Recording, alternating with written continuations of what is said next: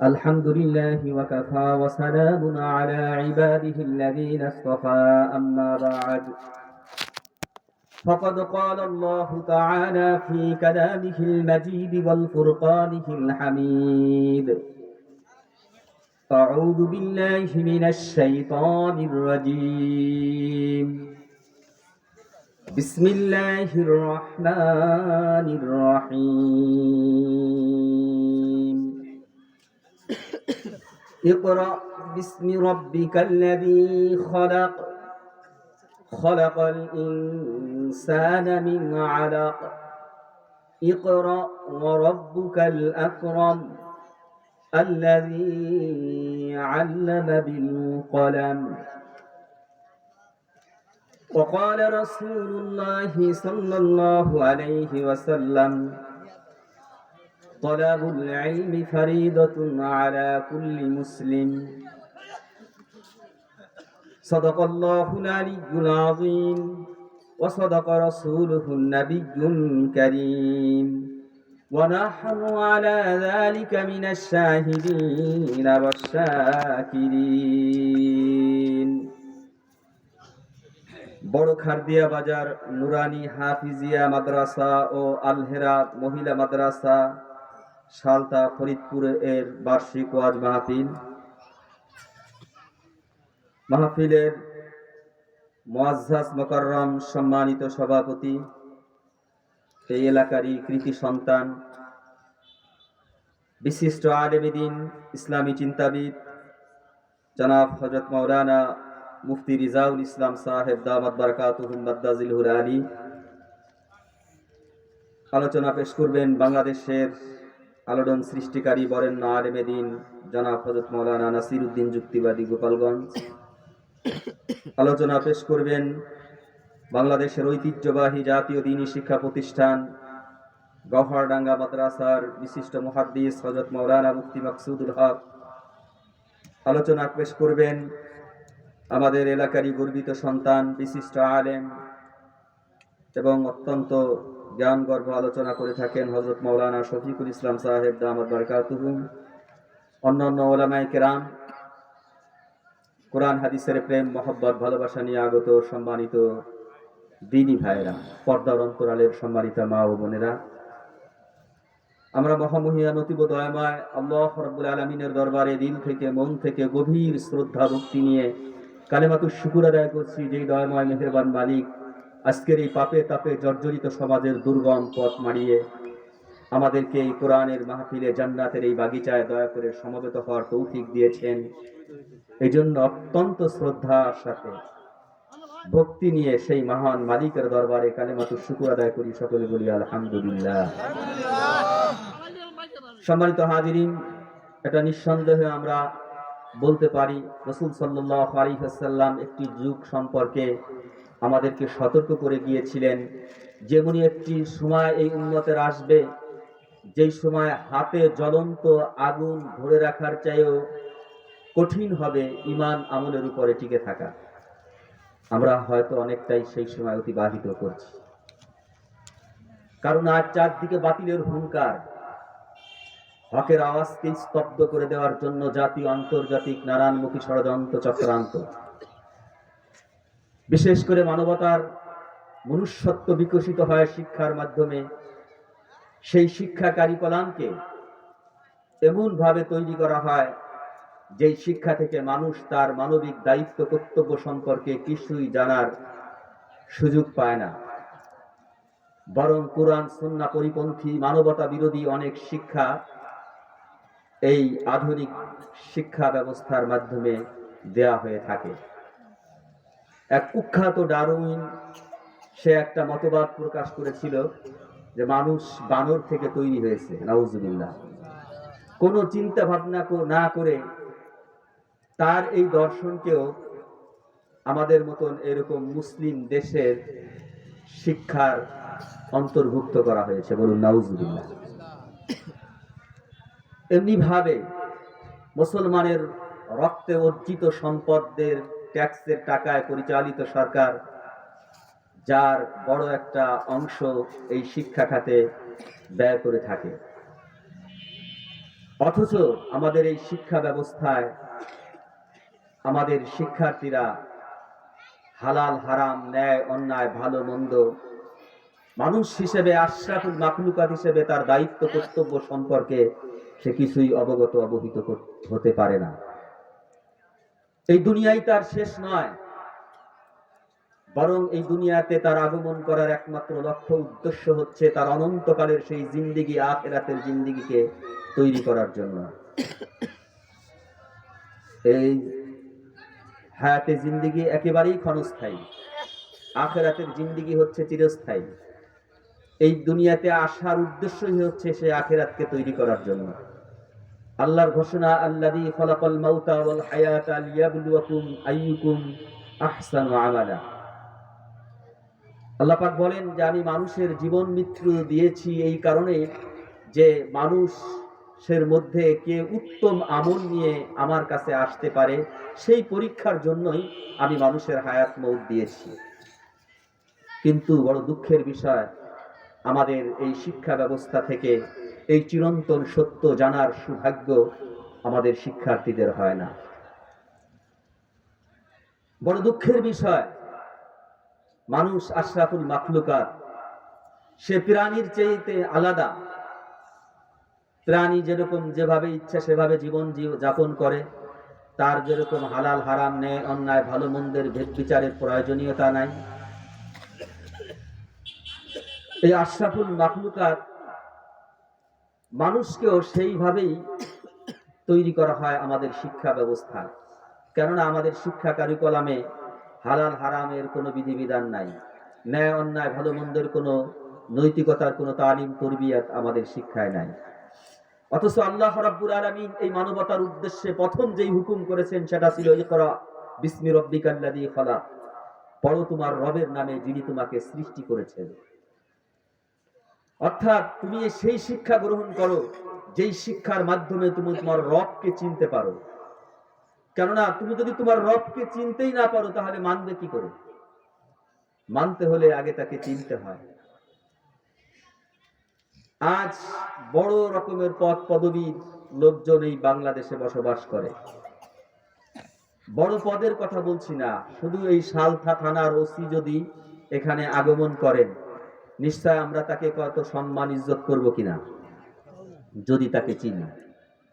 আর যদি না চিনি, সেও সাধারণ জনতার মতো তিনি এসে বসবেন, তাকে কেউ কোনো গুরুত্ব দিবে না, আলাদাভাবে কোনো মূল্যায়নও করবে না, কারণ তাকে চিনি না। একইভাবে বান্দা যদি আল্লাহকে নাই চেনে, তাহলে বান্দা আল্লাহকে মানবে কি করে? এজন্যই আল্লাহ বলেছেন, কুল হাল ইয়াস্তাবিল্লাযীনা ইয়ালামুনা ওয়াল্লাযীনা লা ইয়ালামুন ইন্নামা ইয়াতাযাক্কারু উলুল আলবাব। নিশ্চয় যারা আল্লাহকে চেনে জানে আলেম, আর যারা আল্লাহকে চেনে না জানে না জাহেল। নিশ্চয় সেই আলেম আর জাহেল কশিন কালেও কি সমান হতে পারে? আল্লাহ প্রশ্ন ছুড়েছেন। আরবি পরিভাষায় এটাকে বলা হয় ইস্তেফহামে ইনকারি, অর্থাৎ অস্বীকৃতিকে আরো জোরদার করার জন্য আল্লাহ পাক এরকম প্রশ্ন করেছেন মানবতার কাছে। তোমরাই বলো যে যারা জানে আর যারা জানে না, আল্লাহকে যারা চেনে আর যারা চেনে না, তারা কি কশিন কালেও সমান হতে পারে? আল্লাহ আবার জবাব দিচ্ছেন, ইন্নামা ইয়াতাযাক্কারু উলুল আলবাব। কশিন কালে তো তারা সমান হতে পারেই না, বরং আল্লাহর নিদর্শন দেখে, আল্লাহর কোরআন সুন্নাহ থেকে উপদেশ তো তারাই গ্রহণ করতে পারে যারা জ্ঞানী। তারাই আল্লাহর এই সৃষ্টি দেখে আল্লাহর কাছে আনুগত্যের মস্তককে অবনত করে, আল্লাহর বড়ত্ব মহত্ব সম্পর্কে অবগত হয়। তারা আল্লাহর নাফরমানি করার দুঃসাহস দেখাতে পারে না। আল্লাহর নাফরমানি করার দুঃসাহস তো সেই জাহেল, সেই মূর্খই দেখাতে পারে যে জানে না তাকে কে সৃষ্টি করেছে, কেন সৃষ্টি করেছে, যে জানে না সেই মহান মালিকের কুদরত, তার ক্ষমতা, তার শক্তি, তার পাওয়ার সম্পর্কে। সে জানে না তার হাতেই তার হায়াত মউত, এই রিজিক, দৌলত, সুস্থতা, অসুস্থতা, ভালো মন্দ, যাবতীয় কিছু সেই রবের হাতে। এটা যে জানে, সে কোনোদিনও আল্লাহর নাফরমানি করতে পারে না। সুতরাং আল্লাহর নাফরমানি করার দুঃসাহস কেবলমাত্র এ বিষয়ে যারা জাহেল, অজ্ঞ, মূর্খ তারাই দেখাতে পারে। এজন্যই আল্লাহ পাক মানবতার কাছে সর্বপ্রথম নির্দেশ দিয়েছেন, ইকরা বিসমি রাব্বিকাল্লাযী খলাক, পড়ো তোমার রবের নামে। তোমার রবকে চেনো, জানো, তাহলেই তোমার রবকে মানা তোমার জন্য সহজ হবে, সহজ হবে। আমাদের কাছে যদি প্রশ্ন করা হয় যে ঈমান আগে না ইলম আগে, জবাব কি হবে বলেন তো? ঈমান আগে। অনেকেই বলছে, সবাই কি এ ব্যাপারে একমত? ঈমান আগে? অনেকেই একমত হবেন যে হ্যাঁ, ঈমান আগে।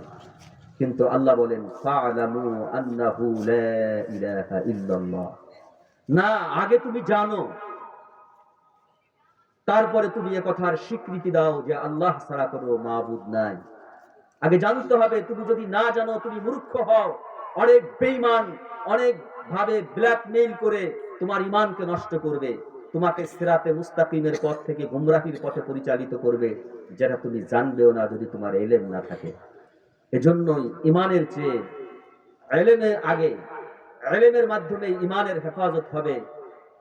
ইলমের মাধ্যমেই আমি মানুষ হিসেবে আমার দায়িত্ব কি, কর্তব্য কি, সেটা সম্পর্কে আমি অবহিত হব।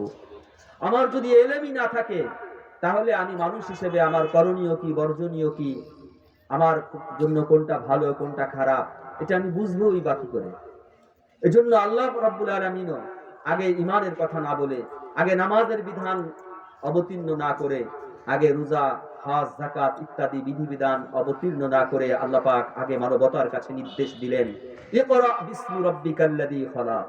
হে মানব সভ্যতা, তোমাদের প্রতি আমার প্রথম ওহী, প্রথম নির্দেশ, পড়ো তোমার রবের নামে, যিনি তোমাকে সৃষ্টি করেছে। সেই রবের পরিচয় জানো। রবের পরিচিতি না জানলে তুমি রবের উপর কিভাবে ঈমান আনবে? তোমার ঈমান কিসে অর্জন হবে, কিসে ঈমান ধ্বংস হবে, এটা তুমি বুঝবে কি করে? এজন্য আগে ইলম অর্জন করতে হবে। রাসূল করিম সাল্লাল্লাহু আলাইহি ওয়াসাল্লাম বলেছেন, তালাবুল ইলমি ফারিদাতুন আলা কুল্লি মুসলিম। জ্ঞান অর্জন করা, ইলমে দ্বীন অন্বেষণ করা প্রত্যেক নারী পুরুষ, ধনী দরিদ্র, যে বয়সেরই হোক, যে স্তরেরই হোক, একজন নবমুসলিম 80 বছর বয়সে যদি ইসলাম গ্রহণ করে, তার প্রতি প্রথম নির্দেশ হলো তুমি আগে ইলম শেখো, কোরআন শেখো, দ্বীন শেখো। কেননা দ্বীন না শিখে তুমি দ্বীন মানতে পারবে না। আমরা যেই নামাজ ভক্তি সহকারে পড়ে থাকি, সেই নামাজ ভঙ্গের প্রথম প্রধান কারণ হলো নামাজে অশুদ্ধ পড়া। অনেক দিনদার মুসলমানের মধ্যে সেই এহসাস আর অনুভূতি নাই। সে মনে করতেছে আমি প্রথম ওয়াক্তে নামাজ পড়ি, জামাতের সাথে নামাজ পড়ি, প্রথম কাতারে নামাজ পড়ি, আমার জান্নাত কে নেয়, প্রথম সিরিয়াল মনে হয় আমারই হবে। কিন্তু সে এই মাসালা জানে না যে নামাজ ভঙ্গের প্রধান কারণ নামাজ অশুদ্ধ পড়া, অথচ তার কোরআন সহি শুদ্ধ নাই, তার আত্তাহিয়াতুদ, দুরূদ শরীফ, দোয়া মাসুরা সহি শুদ্ধ নাই। আরে সামান্য ভুলের কারণে তো ঈমানই নষ্ট হয়ে যায়। লা ইলাহা ইল্লাল্লাহ, আল্লাহ ছাড়া কোনো মাবুদ নাই, এই লা যদি না টেনে কেউ তাড়াহুড়া করে পড়ে লা ইলাহা ইল্লাল্লাহ, অর্থ হয়ে যায় অবশ্যই আল্লাহ ছাড়া মাবুদ আছে। নাউজুবিল্লাহ। আপনি লা ইলাহা ইল্লাল্লাহ পড়লেন সওয়াবের জন্য, আপনি সঠিক ইলম না থাকার কারণে আপনি লা ইলাহা ইল্লাল্লাহ পড়ে আপনার ঈমানকেই আপনি ধ্বংস করে দিলেন। এই জন্য ইলমের গুরুত্ব অপরিসীম। ইলম আপনাকে আমাকে অর্জন করতে হবে। কোনো বয়সের অজুহাত দিয়ে বা দারিদ্রতার অজুহাত দিয়ে, কোনো অজুহাত দিয়ে ইলম থেকে মাহরুম থাকার কোনো সুযোগ নাই। আমি মুমিন, আমি মুসলমান, আমাকে আল্লাহকে চিনতে হবে, আল্লাহ সম্পর্কে জানতে হবে। আল্লাহর আনুগত্য করতে হলে আমাকে ইলমের দ্বারস্থ হতে হবে, ইলম আমাকে শিখতেই হবে। আমার নামাজ, আমার রোজা, আমার তাসবিহ, জিকির, আজগার, এটা সহি শুদ্ধ হওয়ার জন্য অবশ্যই ইলমের বিকল্প নাই। আজ ইলম না থাকার কারণে আল্লাহর নামটা পর্যন্ত বিকৃত ভাবে নেওয়া হচ্ছে। অনেকে জিকির করে না, হু হা হু হা, এরকম জিকির করে না। তারা কি গুনার নিয়তে জিকির করে নাকি সওয়াবের নিয়তে জিকির করে? সওয়াবের নিয়তে করে না, কিন্তু সওয়াব এখানে হবে। এখানে আল্লাহর নাম সহি শুদ্ধ করে নিতে হবে। একজন মানুষের নাম বিকৃত করে নিলে অবশ্যই সে গুসা হয়, রাগ হয়।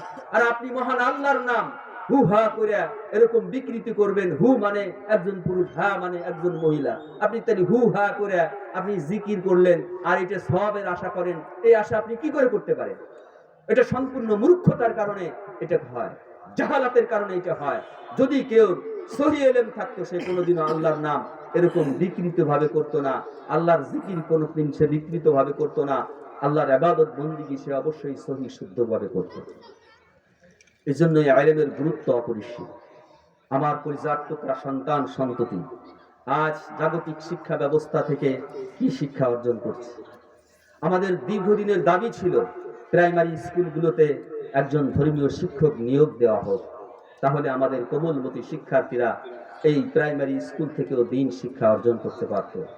কিন্তু মুসলমান অধ্যুষিত এই বাংলাদেশে দীর্ঘকালের এই দাবি যারাই সরকারে এসেছে কেউ এই দাবি পূরণ করে নাই। অথচ এই দাবিটা কি যৌক্তিক ছিল না অযৌক্তিক ছিল? আজ সেই শিক্ষা তারা পাচ্ছে।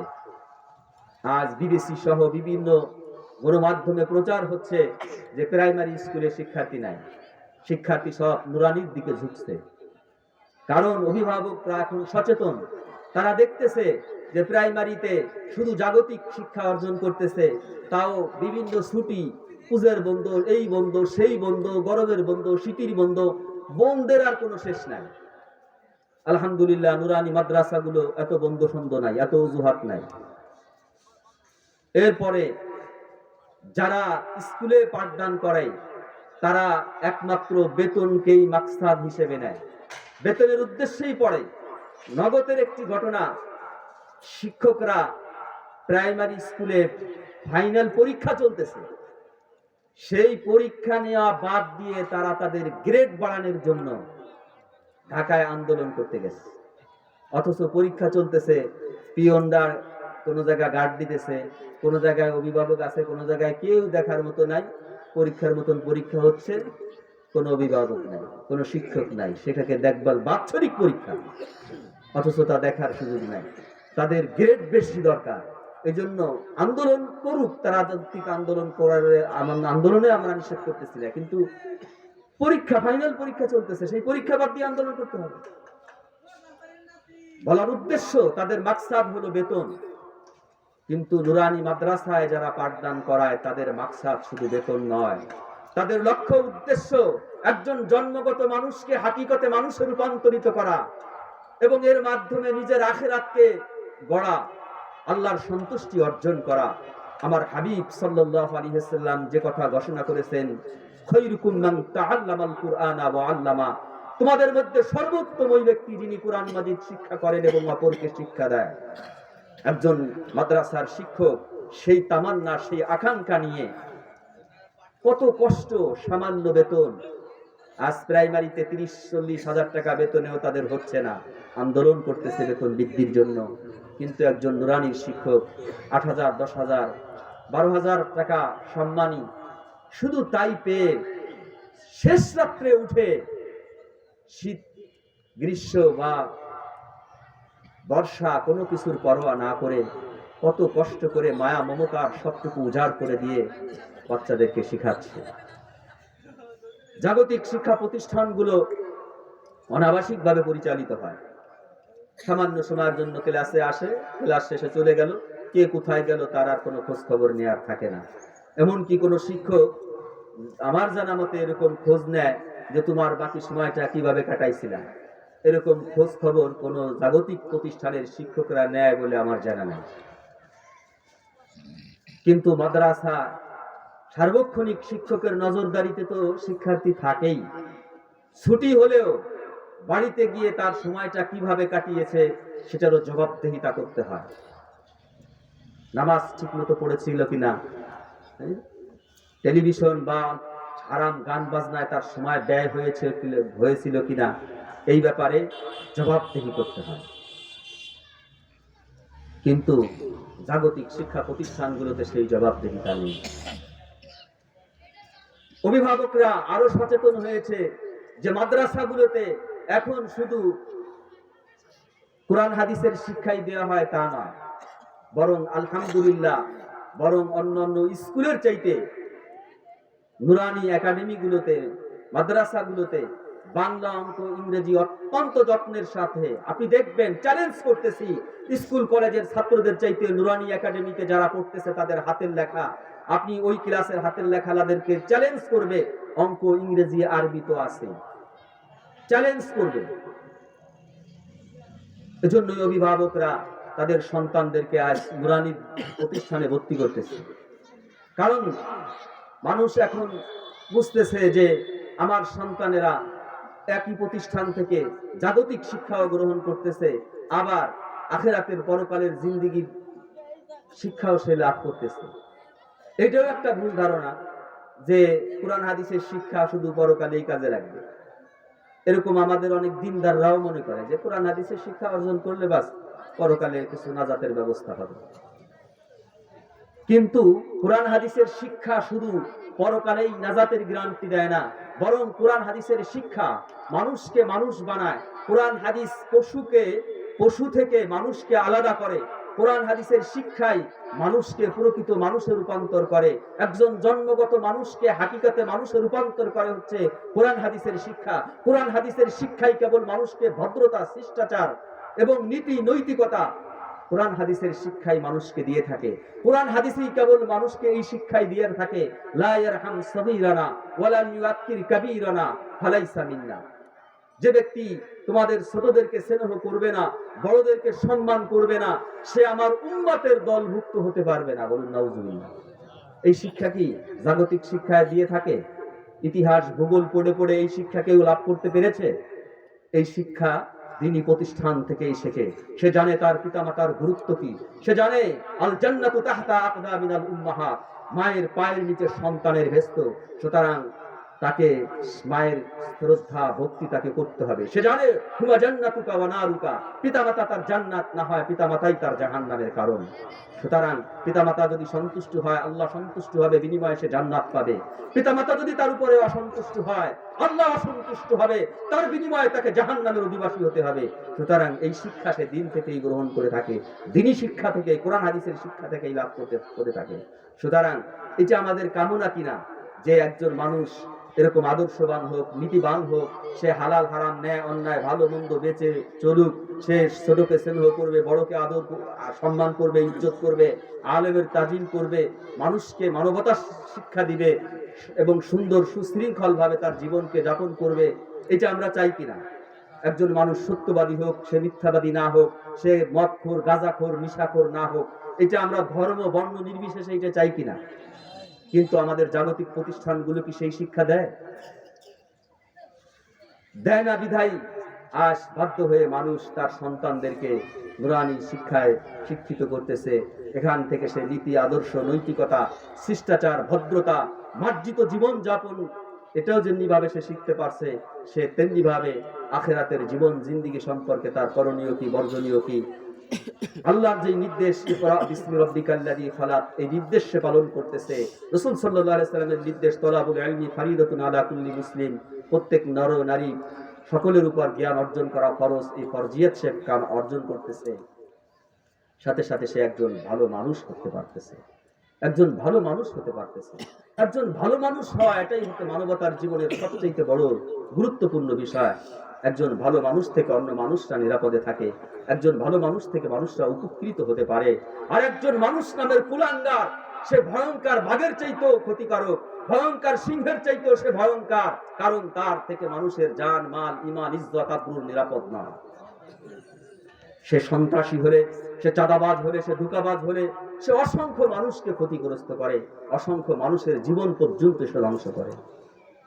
সম্মানিত হাজিরিন, আলহামদুলিল্লাহ এখানেও সেই নুরানি কিন্ডারগার্টেন ইলমে দ্বীনের পাশাপাশি এখানে জাগতিক শিক্ষাও দেওয়া হয়। সুতরাং আপনার সন্তানকে এখানে দিলে ঠকবেন না, ইনশাআল্লাহ লাভবান হবে। সুতরাং সেই আহ্বান আপনাদের প্রতি রাখছি। আর বিনীত একটা আহ্বান, আমিও যেহেতু এই সালতারি সন্তান, সালতা নগর কান্দা নিয়ে দেশের আশেপাশের মানুষের একটা বিতৃষ্ণা, একটা নেগেটিভ চিন্তা ভাবনা যে সালতার মানুষরা, নগরকান্দার মানুষেরা নৈরাজ্য তৈরি করে, বিশৃঙ্খলা সৃষ্টি করে, কাইজা ফ্যাসাদ এটা বাদাই বেড়ায়। আপনাদের কাছে বিনীতভাবে দরখাস্ত থাকবে, এই দুর্নাম থেকে দয়া করে আমাদেরকে বেরিয়ে আসতে হবে। নগরকান্দা সালথা তো অসংখ্য আলেম ওলামাদের জায়গা, এখানে অনেক মসজিদ মাদ্রাসা।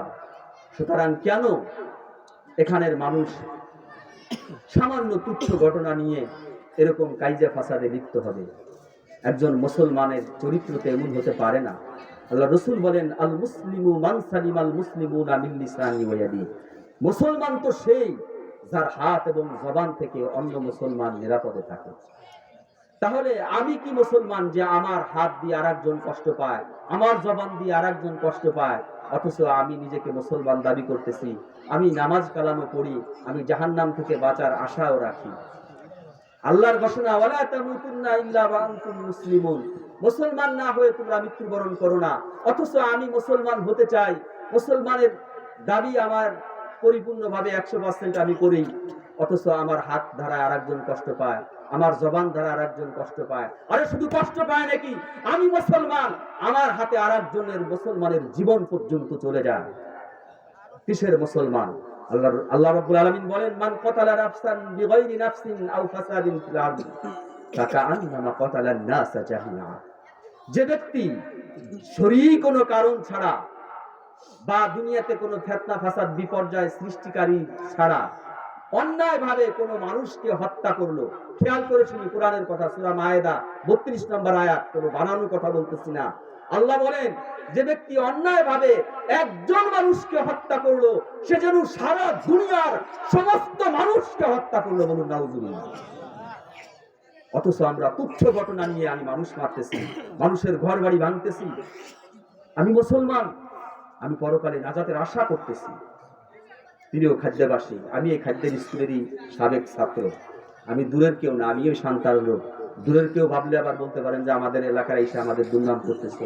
আমি দূরের কেউ না, আমি আপনাদেরই হিতাকাঙ্ক্ষী, শুভাকাঙ্ক্ষী এবং আপনাদেরই এলাকারই একজন মানুষ হিসেবে আপনাদের পায়ে হাত দিয়ে বিনয়ের সাথে নিবেদন করব, অনুরোধ করব, আমি মুসলমান।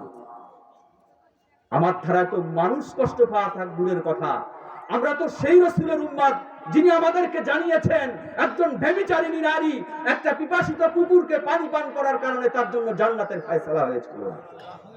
আমরা তো সেই রাসূলের উম্মত যিনি আমাদেরকে শিক্ষা দিয়েছেন যে একজন দিনদার মহিলা একটা বিড়ালকে বেঁধে কষ্ট দিগার দায়ে তিনি তার জন্য জাহান্নামের ফয়সালা করে নিয়ে গিয়েছিল।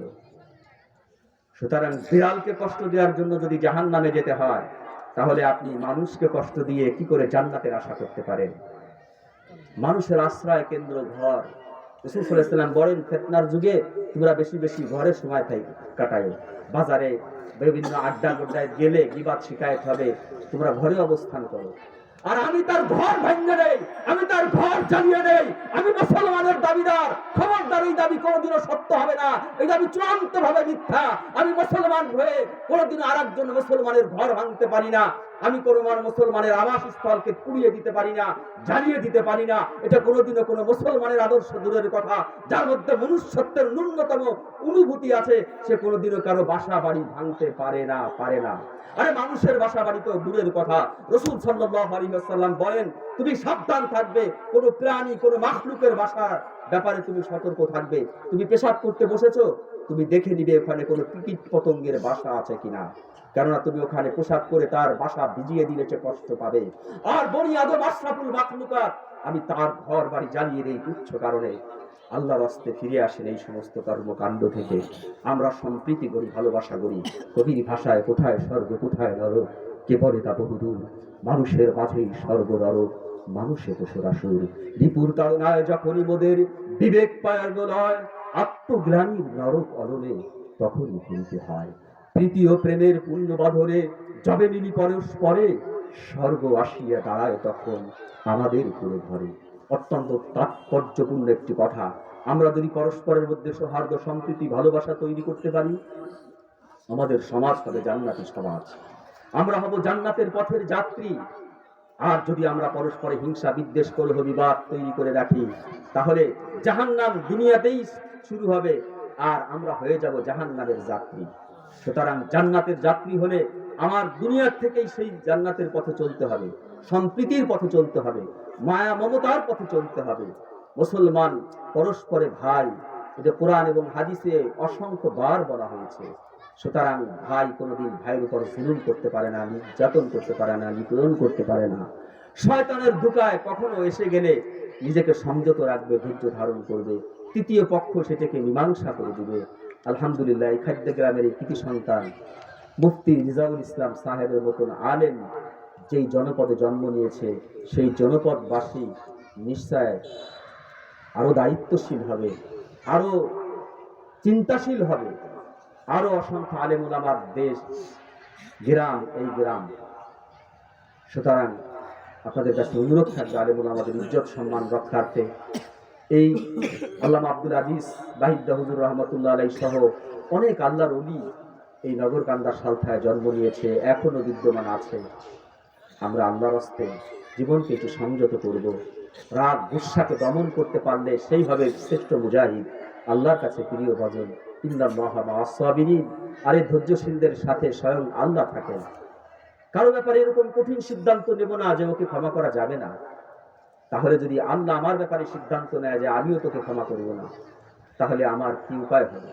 আসুন মানুষকে ক্ষমা করি, আল্লাহর কাছে ক্ষমা চাই, আল্লাহ ক্ষমা করে দিবেন। সৌহার্দ্য সম্প্রীতি গড়ি। আমরা মুসলমান, দুনিয়াতে যেমনিভাবে পরস্পরে বসবাস করতেছি, জান্নাতেও যেন আমরা পরস্পরে এরকম বসবাস করতে পারি, একত্রিত হতে পারি। মহান মালিকের কাছে আমরা সেই নিবেদন করব, আবেদন করব, জাহান্নাম থেকে আল্লাহ পাক যেন আমাদেরকে সকলকে বাঁচার এবং জাহান্নাম থেকে বেঁচে থাকার তৌফিক যেন আল্লাহ পাক আমাদেরকে দান করেন। আমাদের জীবন আল্লাহ সেইভাবে চালানোর তৌফিক দান করুক, আমিন। ওয়া আখিরু দাওয়ানা আলহামদুলিল্লাহি রাব্বিল আলামিন।